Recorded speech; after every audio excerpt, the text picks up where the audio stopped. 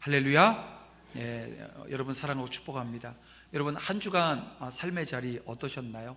하나님께서 주신 사명이 우리에게 있고 하나님께서 우리에게 주신 은혜가 있어서 여러분 우리의 삶에 기쁨이 넘치고 감격이 넘치는 삶이 되었기를 주님의 이름으로 축원함을 드립니다. 우리는 여러 관계 속에서 살아갑니다. 근데 그 관계라고 하는 것이 여러분 목적을 뛰어넘게 되어지면 문제를 발생하는 그런 경우들을 종종 보게 되어집니다. 직장이라고 하는 것, 이 업무 관계 아니에요? 근데 이 업무 관계로 만난 사람들이 인간관계가 너무 깊어지게 되어지면요 문제가 발생합니다. 뭐냐면 인간관계가 너무 깊어지게 되어지면 일에 대한 우선순위를 놓쳐버리는 경우들을 보게 되어집니다. 목표를 이루기 위해서 어느 정도 인간관계에 있어야 되겠죠. 하지만 선이라고 하는 게 있는 거예요. 그 선을 넘게 되어지면 서로의 업무에 영향을 미치게 되어집니다. 이 반대 경우도 있어요. 뭐냐면 인간관계가 업무관계가 되어지는 예들이 있습니다. 어떤 경우일까요? 바로 동업이라고 하는 것. 이게 처음에 이게 업무관계가 아니라 친구관계였고 했는데 이게 업무관계가 되어졌어요. 이거 그 친구끼리 동업하래요 말래요? 동업하면 돼요 안 돼요? 안 돼요? 왜냐하면 그 인간관계가 이게 업무관계가 되어지면 여기서부터 오는 또 문제들도 작지 않습니다. 그래서 될 수 있으면 하지 말라 이렇게 사람들이 얘기를 하죠. 근데 여러분 이런 이야기들이 오늘 우리 신앙과 이 교회 안에서 이 믿음과 신앙을 우리가 목적으로 해서 모인 이 공동체 안에서도 그런 일들이 있습니다. 신앙생활의 목적보다 인간관계가 앞서게 되어지면 문제가 발생하게 되어져요. 여러분 사랑엔 뭐가 필요하죠?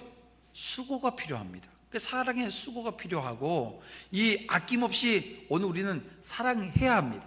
그런데 이 사랑이라고 하는 것도 이 신앙생활의 선을 지키는 범위 안에서 행해져야 됩니다. 어떤 선일까요? 예수님께서 우리에게 어떤 말씀을 주셨냐면 먼저 그의 나라와 의를 구하라 라고 하는 기준을 주셨어요. 근데 이 기준을 넘어간 사랑은 문제가 되어집니다. 그래서 오늘 이 시간 우리 함께 옆에 있는 분들과 인사하면서 이렇게 인사하면서 말씀을 시작할게요. 사랑합니다 인사 한번 하겠습니다. 사랑합니다. 근데 이 사랑합니다 인사했잖아요. 이제 여기다가 또 하나의 인사 다짐을 한번 하겠습니다. 그런데요 먼저 그의 나라와 의를 구할래요. 이렇게 옆에 있는 분에게 먼저 그의 나라와 의를 구하겠습니다. 내가 사랑하긴 사랑할 건데 여기 기준이 있는데 먼저 그의 나라와 의를 구하겠다라고 하는 이 이야기를 우리는 인사로 했습니다. 왜 이 인사로 우리가 시작하는지 이유가 있어요. 이제 오늘 다윗 하나님을 갈망하다 19번째 시간입니다. 예배 하나님이 기뻐하시는 삶으로 라고 하는 제목으로 말씀 함께 나눌 건데요.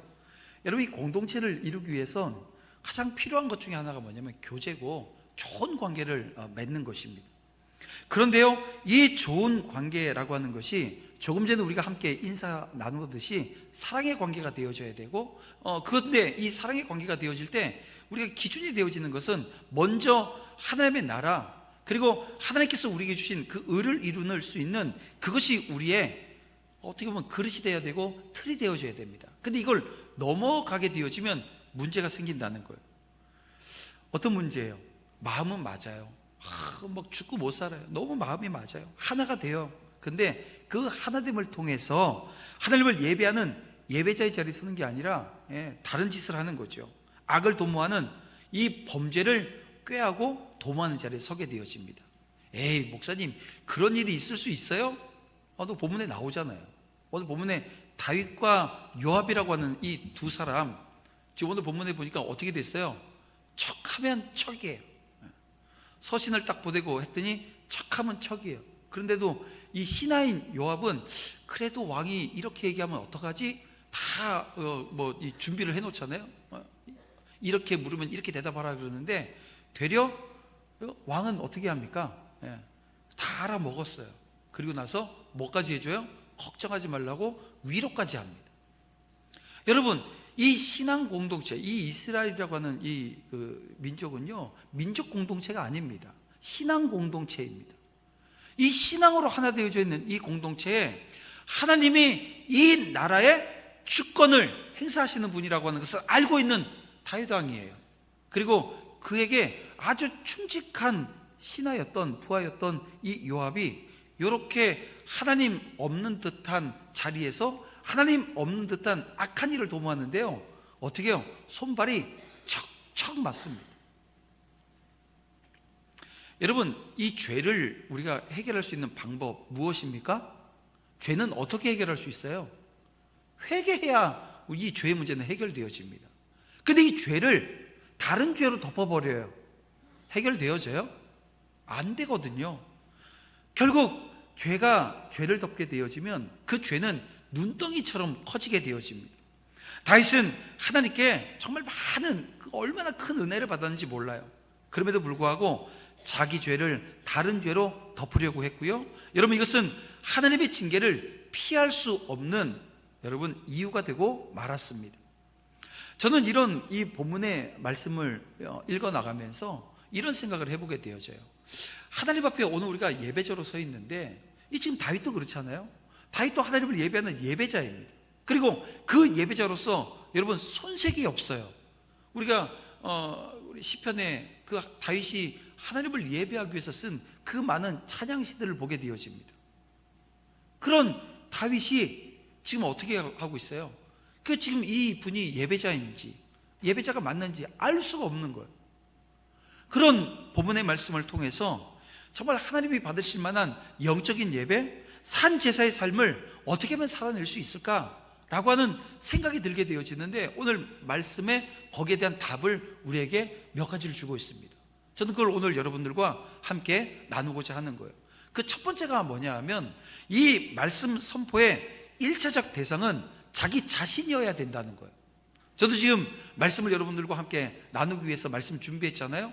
이걸 지금 여러분에게 선포하고 있는데요, 전해지고 있는데요, 이 말씀이 가장 먼저 저에게 주어진 말씀이어야 된다는 거예요. 주변 나라들을 제압하고 하나님의 영광을 떨치게 했던 다윗과 군대 장관 요압이 살인 모의를 하는 협착군이 지금 되어져 있습니다. 다윗은 전장에 있던 요압에게 이 전투를 가장해서 우리아를 죽이라고 하는 편지를 써요. 그리고 그 편지를 다른 사람도 아니고 그 우리아에게, 우리아의 손에 그 편지를 들려서 보냅니다. 여러분, 이 사무엘서 저자는 다윗을 옹호하기 위한 표현을 전혀 사용하지 않습니다. 이 정말 있어서는 안 되는 일을 지금 작당하고 있는 이 다윗을 요만큼도 옹호해주고 싶은 마음이 없는 거예요. 오히려 그를 하나님의 진노를 받아 마땅한 자로 묘사하고 있는 거예요. 여러분, 우리가 다 알고 있는 것처럼 이 사울에게서 다윗이 당했던 그 모든 과정을 한번 생각해 보세요. 그런데 지금 자신이 지금 누구 자리에 앉아 있어요? 사울의 자리에 앉아 있는 거예요. 이 다윗이 이 사울의 자리에 앉아서 무고한 한 사람의 생명을 뺏겠다고 지금 결단하고 그걸 지금 실행해 나가고 있어요. 왜요? 자기 죄를 덮겠다는 거예요. 이런 다윗의 모습을 보면서 여러분 이런 생각 들지 않으십니까? 우리 죄 많은 인간은 어쩔 수 없는 존재로구나 하는 생각을 하지 않을 수 없다는 것입니다. 하지만 여러분, 우리는 이렇듯 타인에 대해서 비난하는 말, 이 지금 다윗을 우리가 비난할 수 있냐 한번 따져보자고요. 우리가 어쩔 수 없는, 우리 인간은 연약해서 죄를 범할 수밖에 없구나 이 생각이 드는데요, 여러분, 우리 역시 우리가 비난하는 그 행동을 동일하게 하고 있는 존재 아닌가 자신을 한번 돌아봤으면 좋겠는 거예요. 마치 그 옛날 율법을 안다고 자랑하면서 율법을 범하던 사람들을 정죄했던 유대인들이 오히려 율법을 범함으로 말미암아 하나님을 욕되게 했던 것 여러분 아시잖아요. 따라서 언제나 이 말씀을 묵상하고 이를 적용할 때 그 적용에 있어서 가장 첫 대상은 누구예요? 바로 나 자신이 되어야 한다는 것입니다. 서양 속담에 이런 속담이 있습니다. 이웃의 실수는 내 앞에 있고 내 실수는 내 등 뒤에 있다라고 하는 얘기가 있어요. 무슨 얘기냐 하면요, 남이 잘못하고 실수하는 것은 엄격해요. 근데 자신에 대해서는 관대한 사람들이 많습니다. 이런 것들을 지금 꼬집는 말이라는 거죠. 근데 이런 모습이 신앙생활을 하는 어느 우리 안에도 일어날 수 있다는 거예요. 다시 말하면 이런 거죠. 우리는 자신보다 이웃과 세상을 향해서 말씀의 잣대를 들이대면서 정죄하기에 정말 바쁜 경향이 우리 가운데 있어요. 그러면서도 자신의 잘못에 대해서는 관대해요. 마치 자신은 하나님의 심판에서 제외될 것처럼 말입니다. 근데 여러분 보세요. 우리 하나님은 우리 예수 믿는 사람들에게도 햇빛과 비와 이런 자연 법칙이 오늘 우리에게 그대로 적용되게 하시고요. 악한 사람들에게도 우리가 햇빛이 막 내리쬐는데 우리한테만 그늘이 싹 지게 하고 이러지 않으세요. 똑같은 자리에 있게 하신다는 거예요. 그래서 여러분, 우리는 심판이나 축복이, 그 심판은 나에게서 예외적인 일이고 축복은 내가 독점할 수 있는 것이라고 하는, 여러분, 잘못된 신앙의 자리에 서지 않았으면 좋겠어요. 말씀을 적용할 때 가장 먼저 자신에게 비추어 볼 줄 아는 성숙한 성도가 되어야 한다는 것입니다. 그래서 오늘 우리가 다윗의 모습을 보면서, 이 다윗 분명히 나쁘고 악한데 그걸 통해서 나쁘구나, 악하구나, 요압 넌 왜 그랬니, 이런 자리에 서지 마시고 내 자신을 돌아보자는 거예요. 말씀으로 나를 읽어내고 말씀이 주장하는 삶의 자리에 오늘 우리가 서야 된다는 거예요.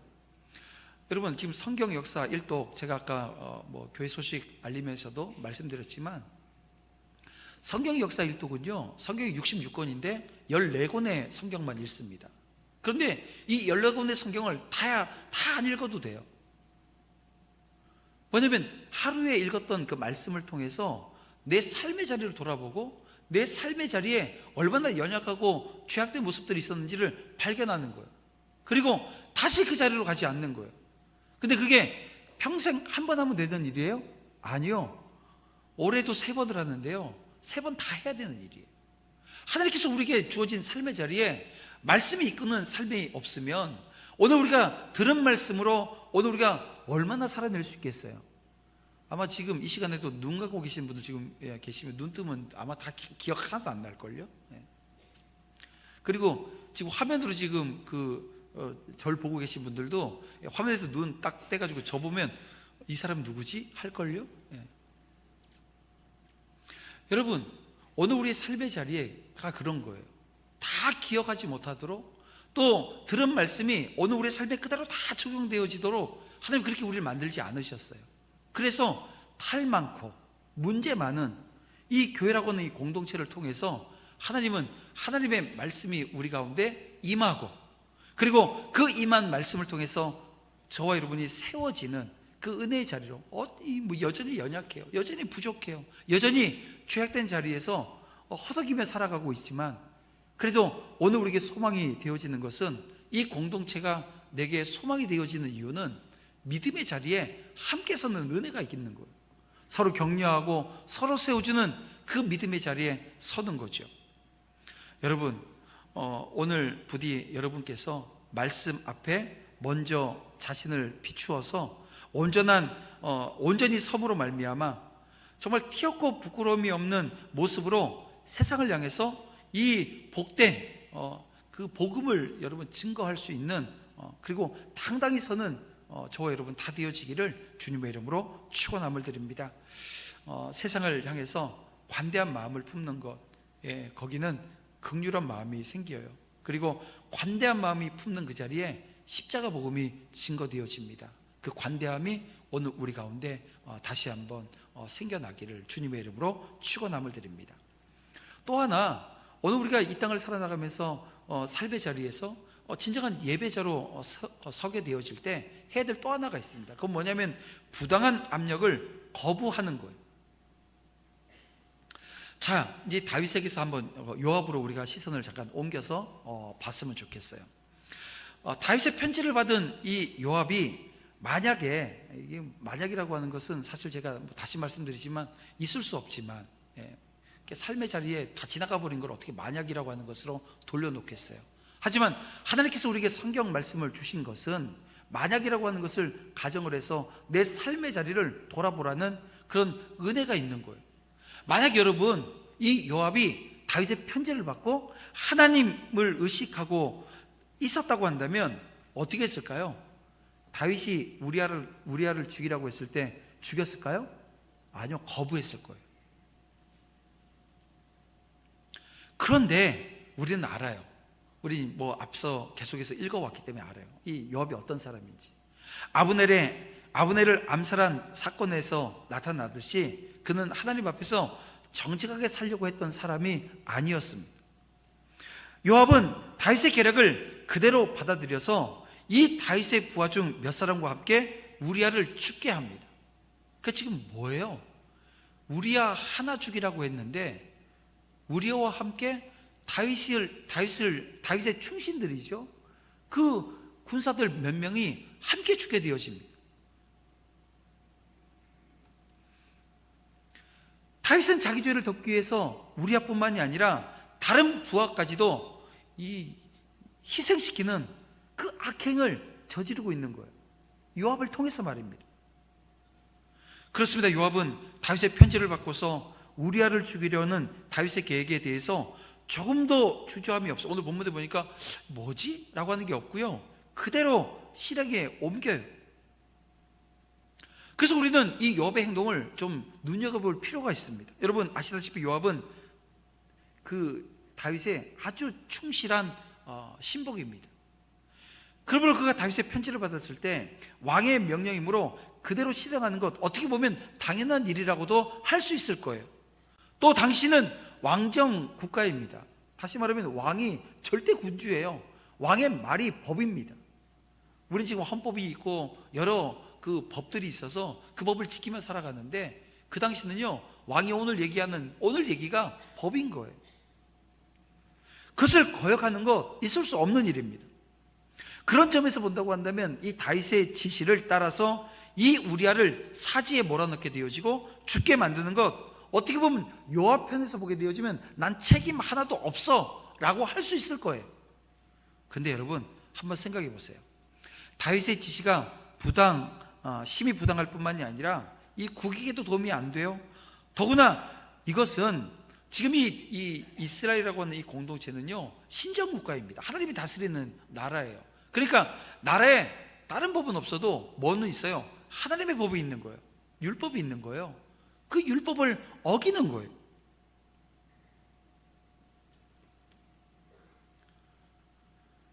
여러분, 우리아가 죽는다라고 하는 것은 국가적인 손실이기도 하지만 10계명 몇 번째 거예요?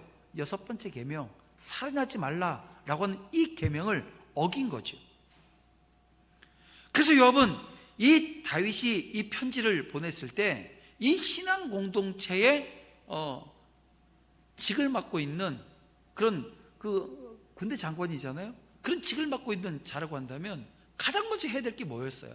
그런 그 부당한 그 편지로 지시를 받았을 때 해야 될 것이 하나님 앞에서 기도해야 되는 거예요.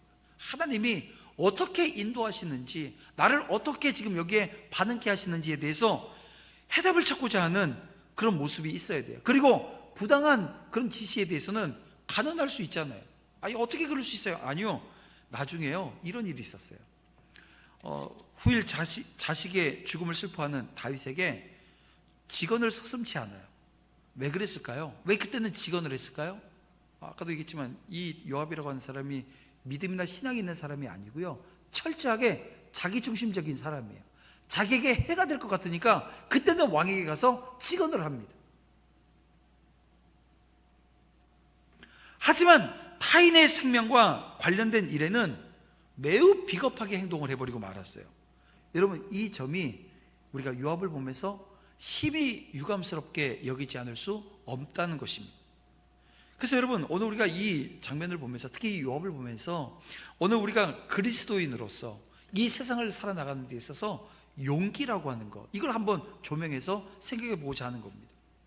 여러분, 진정한 신앙이라고 하는 것은 홀로 하나님을 만나고 하나님께 기도하고 하나님과 교제하는 것으로 끝나지 않아요. 그러니까 오늘 우리 신앙생활이라고 하는 것은 이 시간에 우리가 예배드리는 이것으로 끝나지 않는다는 거예요. 그럼 뭐예요? 이 진정한 신앙이라고 하는 것은 하나님과의 관계뿐만이 아니라 오늘 우리가 예배가 끝나고 가정으로 돌아가고 이제 내일부터 다시 또 직장으로 돌아가서 살아내야 될 그 삶의 자리에서 어떤 모습으로 살아가느냐, 이것과 아주 직접적 영향이 있다는 겁니다. 여러분, 인간은 사회적 동물입니다. 하나님께서 우리를 지으실 때요, 사회적 관계를 잘 맺어 나갈 수 있도록 해주셨어요. 그래서 성도들 역시 이 복잡한 조직 사회 속에서 살아가야 합니다. 그리고 이 조직 속에서 살아간다라고 하는 것은 횡적인 종적인 이 압력과 유혹이라고 하는 것이 그 안에서 있기 마련이에요. 자, 그러면 그럴 때 우리는 어떻게 행동해야 합니까?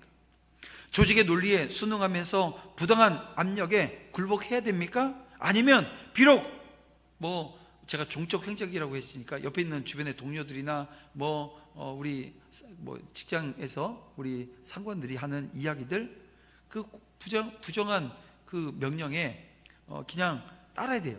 아니면 과감하게 거부해야 됩니까?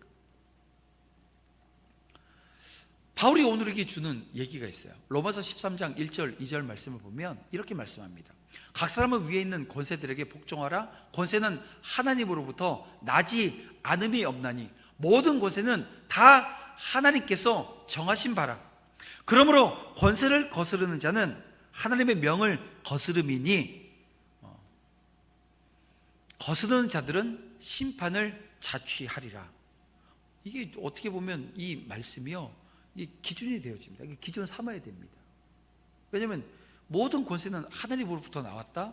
그리고 그 권세에 복종하라는 거예요. 순종하라는 거예요. 그리고 그 질서를 잘 따르라고 이야기합니다. 이것이 제대로 되지 않으면 그 사회나 조직은 여러분 운영될 수가 없습니다. 그런데요, 이것이 무조건적인 복종을 얘기하느냐? 그건 아닙니다. 이걸 여러분 아셔야 돼요. 우리는 진리를 거스르는 압력과 요구까지 순응해야 되냐? 그건 아니라는 거예요. 진리를 거스르는 요구에 대해서 순응하는 것은 무엇이 됩니까? 악을 용인하는, 묵인하는 게 되어져요. 동조하는 게 되어집니다. 이게 적극적인 건 아니지만 이 사실이 동참하게 되어지는 게 되어버려요. 그래서 여러분, 세상이 부당한 유혹과 압력을 가해 올 때 하나님을 바라보고 어떻게 되냐면 과감하게 아니요 라고 외칠 수 있어야 되는 거예요. 그래서 비록 세상에서는 일시적인 고난 당하죠. 이게 조직이 지금 가는 악한 길인데 내가 그걸 안 하겠다고 하게 되어지면 어떻게 되어져요? 고난이 오죠. 그만둬야 될 수도 있습니다. 그런데 하나님으로부터 칭찬과 상급이 풍성하다는 거예요. 넘칠 거라는 거예요. 안 믿는 표정으로 저를 보면 어떻게 해요? 진짜요. 오늘 우리가 그 부당한 자리에서 떠나게 되어지면 어떻게 된다고요? 힘들다고요. 고난 당한다고요. 어려움이 있다고요. 그런데 그 고난 당하는 그 자리가 없는 게 아니고 분명히 있는데요, 이건요 과정인 거예요. 그 과정 속에 하나님께서 더 큰 칭찬이, 더 큰 상급이 어떻게 해요? 넘치도록 오늘 우리에게 주신다는 거예요. 형통함이라고 하는 것. 여러분, 제가 자주 예를 드는 이 요셉 보세요. 감옥에 가 있어요. 뭘 잘못했어요? 잘못한 거 없어요. 그런데 그 잠깐의 유혹을 뿌리치고 했을 때 비난받고 또 그 과정 속에서 감옥까지 갔지만 성경은 뭐라 그래요? 하나님께서 함께 하심으로 어땠다고요? 형통하였더라 라고 얘기합니다. 감옥에 있는데. 근데 그 과정을 통해서 뭐가 돼요? 하나님은 한 민족이 아니라 그 고대 근동 지역에 사는 모든 사람들을 구원하고자 하시는 하나님의 교회, 특별히 그 이스라엘 민족이 어딜 들어가게 돼요? 그 과정을 통해서 애굽이라고 하는 나라에 들어가게 되어져요. 근데 애굽에 들어가는 게 뭐래요? 그 당시에 70명이 들어가서 430명 정도 지났는데요, 200만 명이 되었어요. 다시 말하면 그 강대국 안에 들어가서 하나님은 그 이스라엘 민족이 어떻게 200만 명이 넘는 큰 민족을 이루기 위한 과정이었던 거예요. 그 일의 첫 단추가 누구였어요?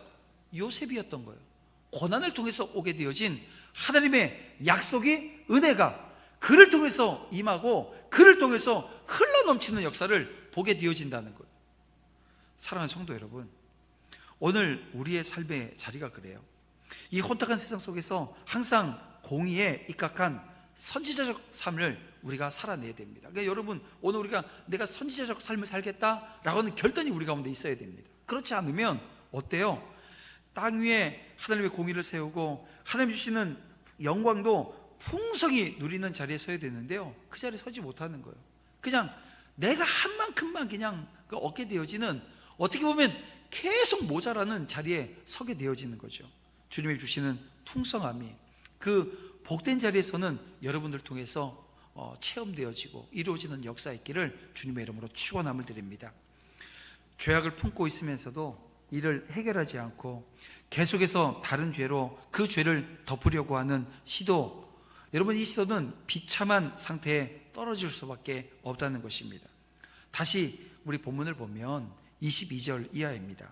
전령은 요압이 시킨 대로 이 다윗 왕에게 그 전쟁의 과정과 결과를 보고하고 또 부하 중 몇 사람과 우리아가 함께 죽었다라고 하는 것을 알립니다. 그러자 25절 말씀에 보니까 다윗이 뭐라고 얘기하냐면요, 이 보고를 듣고 이 일로 걱정하지 말라라고 하는 말을 합니다. 근데 이 일로 걱정하지 말라라고 하는 이 말에 원어를 직역해서 보게 되어지면 이런 뜻이에요. 내 눈에 나쁜 일로 보이지 않게 하라. 내 눈에 악한 일로 보이지 않게 하라. 무슨 얘기예요? 여러분, 사무엘서 전체의 주제가 있습니다. 그 전체의 주제는 뭐냐면 사람은 외모를 보거니와 여호와는 중심을 보신다라고 하는 것이 이 사무엘서가 가지고 있는 전체 주제입니다. 이 메시지가 다시금 제시되어지는 거예요. 오늘 본문에 사람의 눈에는 이 일이 전쟁 중 사상자가 발생할 수 있는, 이 전쟁 중에 그렇잖아요. 누군가는 전쟁 중에 죽게 되어지고 누군가는 전쟁 중에 다치게 되어져요. 그리고 다윗은 오늘 본문의 전쟁 미망인의 그 미망인인 이 춘식한 부의 아내를 거두어 줬어요. 선한 왕처럼 보이는 지금 과정입니다. 그런데 오늘 본문 마지막 27절 마지막에 뭐라고요? 다윗이 행한 그 일이 여호와 보시기에 악하였더라라고 하는 결론으로 마무리되어지는 것을 보게 되어집니다. 저는 이런 과정을 통해서 마지막으로 여러분들과 참된 예배자라고 한다면 어떤 우리 자리에 적재성을 가져야 될까? 이런 거예요. 바로 하나님의 은혜만이 유일한 길임을 아는 것, 이게 오늘 우리에게 필요하다는 거예요. 그래야 참된 예배자의 모습으로 설 수 있다는 것입니다. 여러분, 27절을 보면 마지막 부분을 다시 한번 볼게요. 다윗이 행한 그 일이 여호와 보시기에 악하였다라고 말씀하고 있습니다. 사무엘서 기자가 이 다윗을 평가하는 듯 보이지만 하나님의 평가입니다. 이제 다윗은 사울과 다를 바가 없는 자가 되어져 버리고 말았어요. 다윗의 모습은 사울이 백성 앞에서 위신을 내세우기 위해서 하나님을 의식하지 않고 죄를 범했던 그 자리에 같이 서 있어요.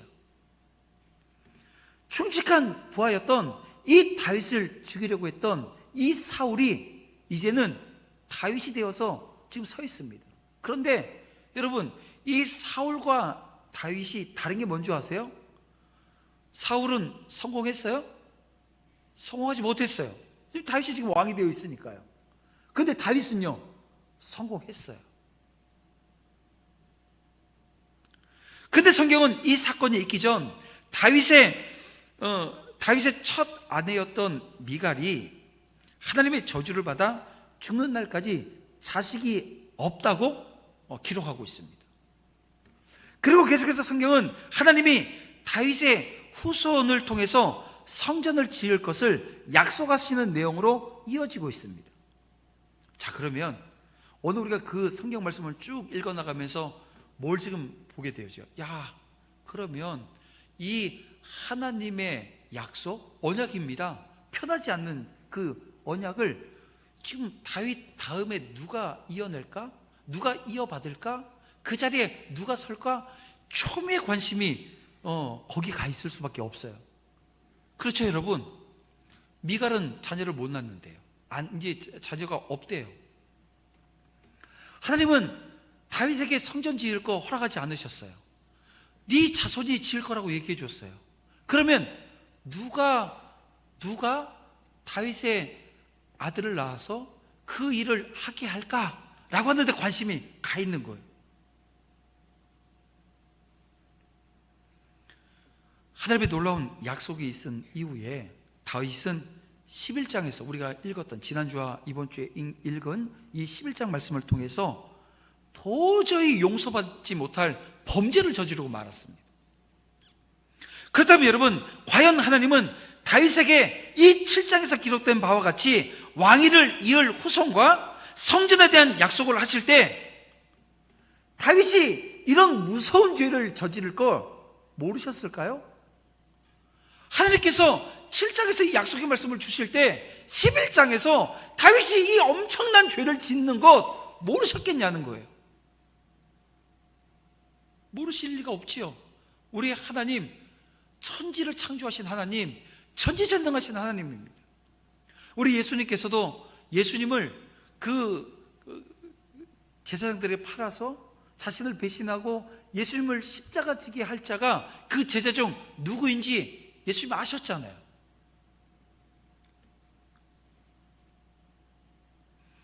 그런 거예요, 여러분. 하나님께서 다윗에게 언약하실 때 그가 얼마나 무서운 범죄를 저지를까라고 하는 것을 분명히 아셨을 겁니다. 근데 여러분 보세요. 하나님께서는 그럼에도 불구하고 영원한 언약을 다윗과 맺으셨어요. 또 언약하신 바로 그 약속을 그토록 끔찍한 범죄를 저지른 이 다윗과 이 밧세바를 통해서 성취하십니다. 즉 하나님께서 바로 이 성전을 지을 자로 이 다윗과 이 밧세바로부터 낳게 되어질 이 솔로몬을 통해서 그 약속을 이어가게끔 하셨다는 거예요. 여러분, 이 과정을 통해서 우리가 느끼는 바가 무엇입니까? 뭘 느끼게 될까요? 그렇습니다. 하나님의 은혜만이 우리를 구원할 유일한 길이라는 거예요. 여러분, 우리는 어떻습니까? 악합니까? 선합니까? 여러분, 선합니까? 악합니까? 우리는 근본적으로 이 죄와 무관할 수 없는 존재들입니다. 우리는 하나님의 백성이 되고서 이제는 더 이상 죄를 짓지 않는 자리에 서 있어야 되는데요, 그런가요?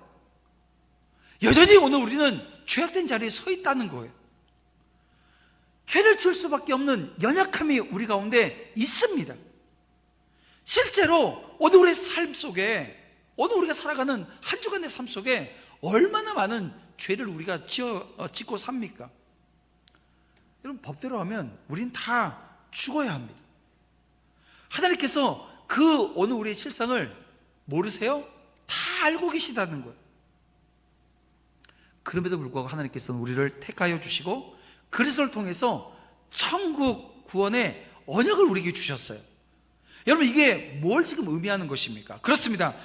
이것은 우리가 하나님의 은혜로만 구원을 얻을 수 있다라고 하는 것을 보여주는 거예요. 여러분, 우리가 깨어있지 않으면 우리가 비판하고 정죄했던 사람들, 우리에게 악행을 저질렀던 그 사람들과 다를 바가 전혀 없는 거예요.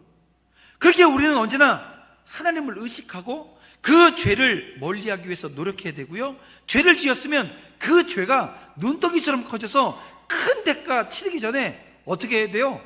즉시 회개하는 모습이 오늘 우리 가운데 있어야 된다는 거예요. 그러므로 성도 여러분, 우리는 아무것도 자랑할 수 없는 죄인임에도 불구하고 우리에게 이 구원의 길을 열어주신 하나님의 은혜에 감사해야 합니다. 근데 여러분, 감사하는 사람들에게 하나님께 주시는 그 복된 자리가 뭐냐면 겸손한 마음을 주신다는 거예요.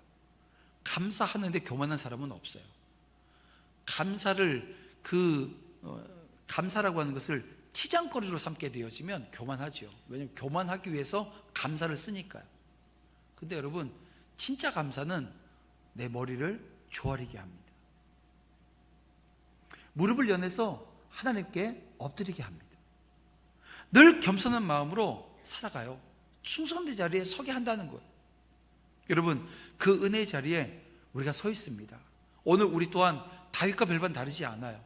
그럼에도 불구하고 다윗이 하나님의 은혜 가운데 서 있었던 것처럼 저와 여러분들도 하나님의 은혜로 오늘 우리가 이 자리에 서 있습니다. 구원의 은혜가 그렇게 우리에게 주어졌음을 믿으셔야 됩니다. 그리고 그 믿음으로 오늘 다시 살아낼 한 주간의 삶 가운데 내 힘이 아닌 주님의 힘, 주님의 인도함이 넘치는 자리에 저와 여러분 서야 될 줄 믿습니다.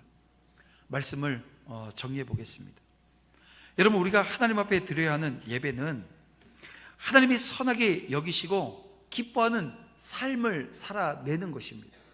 지금 우리가 드리는 이 예배가 영적인 예배되고 신령한 예배되어지는 것은 우리가 지금 정신 차리고 예배 드린다고 되는 게 아니고요, 예배가 끝나고 나간 여러분의 삶의 자리에서, 가정에서, 직장에서, 여러분의 삶의 터전 속에서 어떤 모습으로 살아내느냐, 여기에 승패가 달려져 있어요.